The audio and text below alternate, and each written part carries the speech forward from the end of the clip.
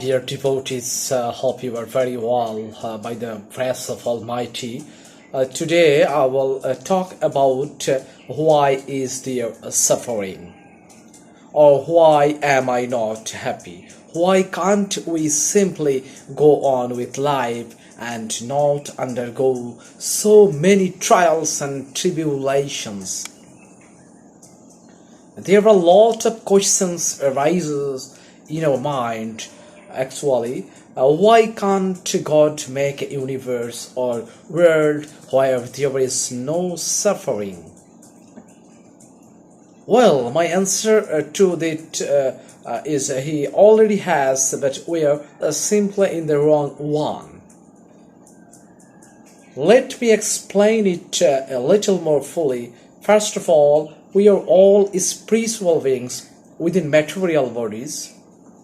Most people at least understand that mass, but that is also where the trouble begins. As soon as you are enclosed in a material body and interact with the material energy, you are going to experience various aspects of worldly existence, which may not be the most pleasant. According to your interpretation or according to your explanation of the experience based on the dictates of the senses and the mind. Some of these incidents may be appealing, and some will be less than desirable or even appear to be troublesome to the extreme. Those troubles come under three categories. First, there are troubles caused by the body itself, then those which were caused by other beings, and then those caused by nature. Adhidoivik, Adhatik, and Adhibhautik. The first kind of trouble is that from the body itself, such as the need to eat, breathe, sleep, have clothes and shelter, and so on. It takes some endeavor to work or to provide for those needs of the body. Even then, there is no guarantee that it will be easy. The body may also have health problems that need additional or special attention. The eyes may need glasses to see properly. Or you may experience headaches, toothaches, upset stomach, muscle pains, a lot of diseases, or heart failure, heart disease, kidney disease, or simply grow old and not have the same capabilities as you did in the younger days. Or else the body may get cancer or some other disease and die early. And we have to deal with all of this. Why does these have to happen? This is a loaded question and can actually warrant a complex answer both on the simple side. The answer is that it is material machine, and all forms of material energy and objects gradually deteriorate and break down. The body is made of the material elements which constantly change, and this is what we have to undergo as long as we acquire a material body in which we exist. The deterioration process of the body is often existed by the way we treat it.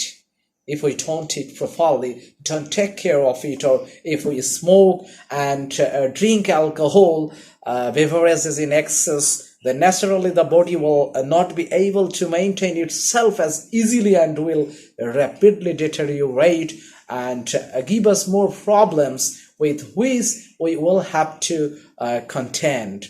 Sometimes we cause the very problems about which we complain. The second king of problems in material life are those caused by other beings. Whether they be barking dogs at night, or biting bugs, noisy neighbors, or angry drivers on the highway, or people at work who carry an angry attitude, or simply hard to work with, and so on. This can include criminals who want to rob you, or steal your car, or break into your house, or it may even be a war that takes place in the region where you are living.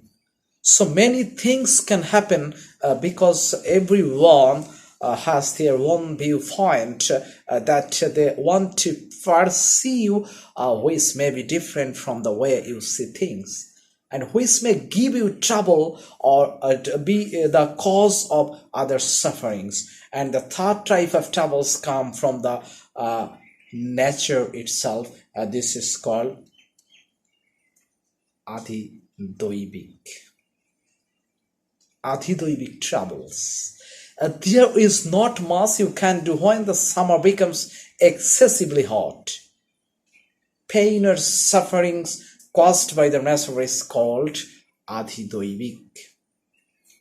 When the winter provides blowing cold and lots of snow, or when tornadoes or hurricanes come through, or when droughts or lack of rain actually depletes our food supply, we simply have to deal with it the best we can. These are the kinds of problems that we may appear in life because of the every changing ways of nature, which can be a cause of suffering. These three kinds of miseries are three simply because of having a material body. It is not that life cannot be enjoyable. There may be plenty of things that can give us pleasure or happiness, but you have to remember that life in the material world comes as a whole package, and you get it all complete with the good and the bad, the pains and the pleasures. Another set of problems that exist in material life is the actually lack of security or peace of mind. We live in an ever-changing world, and this sense means that we don't know what the future will bring. This is due to various levels of anxiety and concern. We undergo so many endeavors in order to prepare for what ever may come. This may include trying to arrange for financial secure retirement, a house that is as safe as possible from being or storms, a big bank account for emergencies, life insurance, or our family's protection from financial ruin, or a good education to attain the qualification for whether might happen in the job market, and so on. It is the nature of the material world to change. Nothing remains the same, which causes our anxiety about the future. Anything can happen in a ways, because it is often said that nothing is secure in this world. Everything is impermanent, nothing is permanent. You have to remember this thing. However, these are the dealings that we have to undergo, especially when we consider ourselves to be this material body, which must have all kinds of protection against the unknown future. Another kind of suffering that follows us is that caused by our past karma. This kind of suffering is what we often don't know or understand, as we have briefly mentioned herein, is that we are spiritual beings in material bodies. The body is sensed through birth and grow through youth, adulthood, old age, and death. Then the spiritual energy that was within the body, namely the soul, goes on to some other flesh or some other body. In every culture, it is understood that when we are acting in a good way, it will secure us a good future. We can even see that happen in a general way in this one lifetime. If we take care of ourselves, we often can expect to live a more healthy and unproblematic life. However, we also may suffer from mistakes we made in the past, such bad financial investments, low energy, or even lungs problems because of smoking cigarettes, or heart problems because of years of a bad diet. It is similarly, we may also be suffering because of mistakes or nefarious actions performed in the past lives. To the degree of our good or bad actions in the past, that will manifest to the same level of pleasant or unpleasant experiences that we have to endure now in this life. So some may ask, why am I suffering, or what I don't know, such as actions of past lives? To answer that, as they say, ignorance of the law is no excuse we have to understand how this universe operates and the purpose behind it. This comes from the knowledge that has been supplied through so many messengers of God and so many kinds of scripture. At least the basic moralistic standards are all explained in many of the doctrines around the world. To the degree to which we are serious about understanding the purpose of life, it is to that level of knowledge which you need to search out to the find of answers. They are available, and they are what I am trying to find out through my writings. And actually, just as we can't blame the sun for the darkness because it's merely the lack of sunlight that causes it, similarly, we can blame God for our sufferings. It's a lack of good lines. That is root cause of all sufferings. The more spiritual we become, the fewer we are from all sufferings, whether it be natural, mental, emotional, or that caused by nature or even past karma. This brings us to another important point to consider. Suffering only exists when the illusion.